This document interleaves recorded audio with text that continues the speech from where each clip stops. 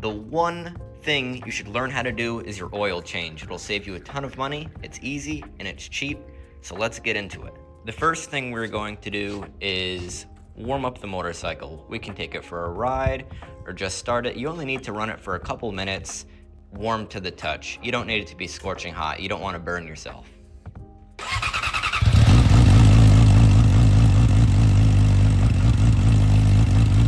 Now we just need to get it up on a rear stand so we can get that fairing out of the way.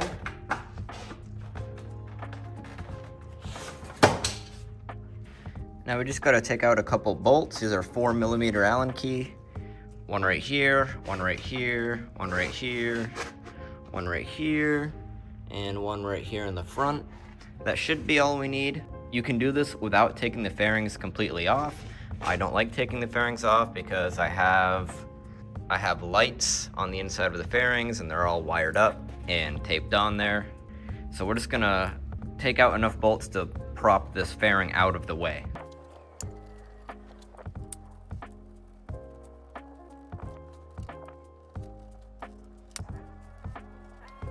All right, so now I just have to fold the kickstand up and unhook these little tabs back here. And I was able to pull the fairing away from the bike enough so I could get a screwdriver. I've got the tip of it in here, and it is just pressing up against the fairing. It is not flexing it too hard. I'm not worried about it breaking. But as you can see, it's giving me just enough room to get to that oil drain plug right there. And also, this is out of the way, so we can get in here and get to the oil filter. If you want more room, you can take the whole fairing off, but there's no need.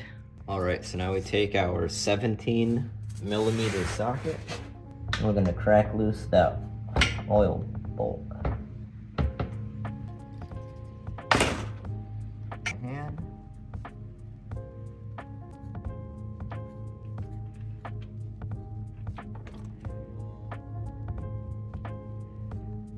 all right, and once you get this out, you're gonna wanna make sure that you get this washer off. This is a crush washer. You're supposed to replace it every time.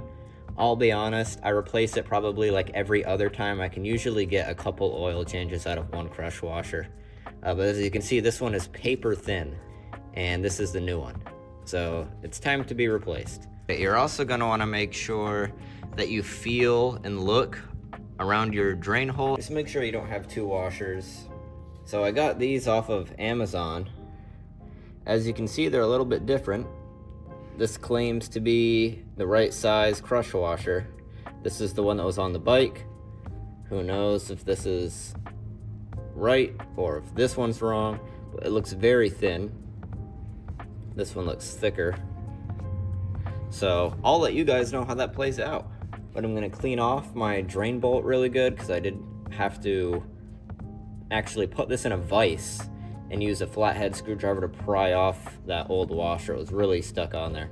So I'm gonna clean it off good, make sure there's no stuff on it that could get into my oil. And then I'm gonna screw it back on. And now to get to the oil filter, we're gonna have to take a 10mm wrench and loosen this bolt that is holding your shift linkage. And once you take the bolt out, you can just slide this off and lay it down over here. So this is the oil filter wrench I'm using. It's very good. It's JE Tech 14 by 64.5, something like that. This one works a lot better than these cheap O'Reilly AutoZone ones that are just stamped. As you can see, that's already starting to warp. Plus these don't grab on enough, they're not deep enough. So don't waste your money on these. Spend a couple bucks more and get yourself a good quality one. Otherwise you're gonna be tearing your hair out trying to get a tight oil filter off with one of these. These slip so bad. So I just pulled these breather hoses out of the way so I can get this on there more. Make sure it's nice and seated down all the way. If it keeps slipping off, it's probably not seated all the way. Now there's no way of doing this clean. You're going to get oil on your exhaust. So if you want to try laying down tin foil or something to stop it, you can. I just clean it up after. Get the shifter out of the way. And this should be a testament to how good these oil filters grip. You're not gonna have any slipping issues because I can't even get it off the filter now. And here we got our new oil filter. I always go with OEM. A lot of people use the K&N filters because they have the little 1/4-inch drive on it. I've seen issues of that little adapter getting in the way of the shift linkage, so I just stick with OEM. It's actually cheaper than the K&N one.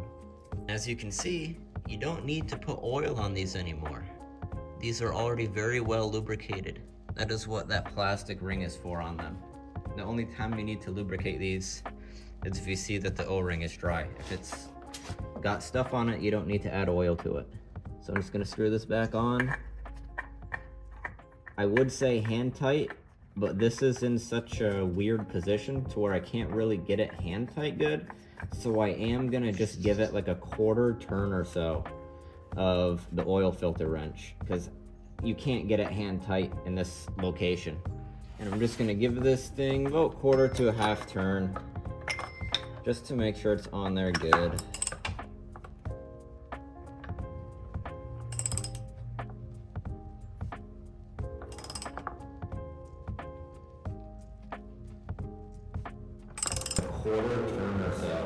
Now I'm just gonna put these little hoses back on. See, they reroute down around the oil filter and they go over this little hook.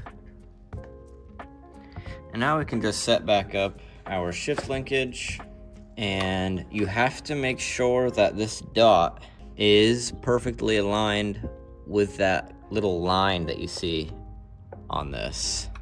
Otherwise, you're gonna have an issue with this bumping into this piece of the fairing, and you won't be able to shift as good. You'll be missing gears. Now there are torque specs to this, but you can't go wrong with hand tight and then a 1/2 turn of the wrench. All right, and as far as the torque spec for this, it is 31 foot-pounds in the owner's manual. And if I was reusing the washer, I would just do it snug. But since I have a brand new washer on here, I am gonna do what it recommends at 31 foot-pounds, because I want it to be snug. I wanna make sure it crushes that washer good. All right, so this is the oil I'm gonna be using. Before this, I was using the Motul 300V, which I guess is a bit overkill unless you're tracking the bike, and I do mostly street riding, so I guess this is the perfect oil for me. We will see. It had no issues with the 300V. So the owner's manual calls for 2.75 quarts, which is 2.6 liters. Where is it? Right here. So 2.6 liters will be just below this line right here. So that'll be 2 liters, then 1/2 liter, a little bit more than that. So I'm gonna fill it until I have about this much left. And that number is if you're changing the oil filter as well. The owner's manual says you only need to change the oil filter every other oil change. And I've still yet to find a good filter for this bike. This one is too skinny, so it doesn't really stay in by itself. I have to hold it. But all of my other ones aren't angled enough. So when you put them in, it just wants to spill out. So that's interesting. The 300V was green, like a neon green. And this looks red. And it honestly looks kind of tasty, like cherry juice. Or like ATF. And if I'm being honest, it kind of smells like cherry too. Did they put scent in this? It literally smells sweet. It almost smells like a soap with a slight cherry scent to it. So I got it all filled up. Make sure our oil filter is on tight. The drain bolt is on tight. I'm just coming over here to check. No obvious leaks. Now I'm going to start it and let it run for a couple minutes, let it get warm, and check for leaks before I bolt this fairing back on and everything. So some places you're gonna wanna check for leakage is right in here. You can see beneath the oil filter, you're gonna wanna look for oil coming from there.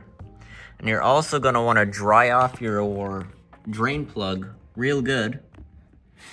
Wipe all the excess oil off from around it. And then once it's up to temp and running, look at it and see if you see any oil seeping through the cracks. So now I'm gonna check the oil level. It ran, it warmed up for a little bit. So it needs to be as level as possible. So I need to get it off the rear stand. So I'm just gonna stand on this side of the bike, stand it up, and then I'll reach down and get this. Now the owner's manual, I believe, says to check it without screwing it down. So just push it down, pull it out, and you can see that's about damn near perfect. That's right in the center of where the hash marks are. I probably could add a little bit more. I'll check it after a couple rides. If I need to add more, then I can. But if it's in the hash marks, then that's good enough for me to go ride. All right, and we're putting the fairings back on. In case you're wondering, the longer bolt goes in this one right here because it also screws in to your sprocket cover. And that's it. That's how you change your oil. It's pretty much the same for every sport bike. Maybe just like a different location for the drain plug and oil filter. Maybe you got to take out the fairings, maybe you don't. Who knows? But if you're not filming and you have all of the right tools, you have them all ready and laid out, you don't run into any issues like a stuck drain bowl or a stuck oil filter, you can easily change your oil in 20 minutes, and oil included, everything all together, probably 70 bucks. You know, I got 4 quarts of premium oil, that was like 70 bucks. And the oil filter is 11. And again, the owner's manual says you only need to change the oil filter every other oil change. So like every 10,000 miles.